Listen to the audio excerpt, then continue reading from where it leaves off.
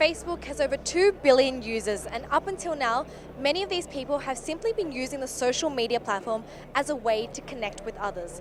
But with the launch of its new currency, LIBRA, in 2020, and the ability to make transactions at low cost, how will this shake up the traditional banking industry?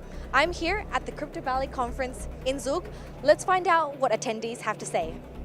I think it's going to hurt the banks, and you just have to look at what happens to WeChat, the banking sector, how they are being marginalized.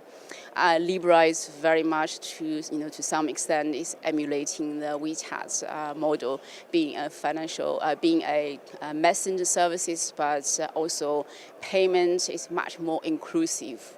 So you have one messenger app, and it is one-stop, do your payment and communication. So the banks should be scared, yes.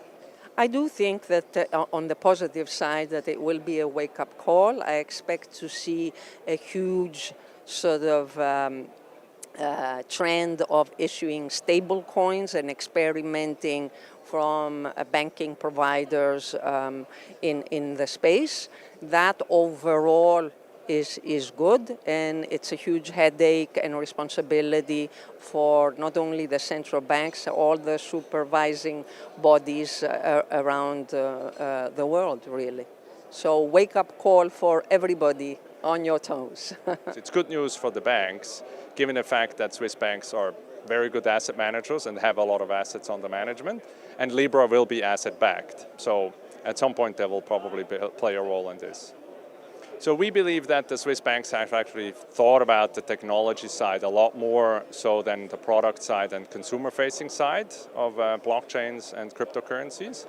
So it could be that they're much better prepared than we think. The Facebook platform is something that interfaces with people on a daily basis. So this is a retail experience. We just heard from one of the speakers from the Federal Reserve of New York saying that central banks don't have experience in dealing with retail people. So their experience has been working with banks. Banks turn around and work with other lenders, and trickles down to the retail person and the retail experience.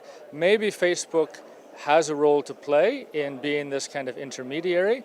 At the same time, the ethos of crypto has been to eliminate intermediaries.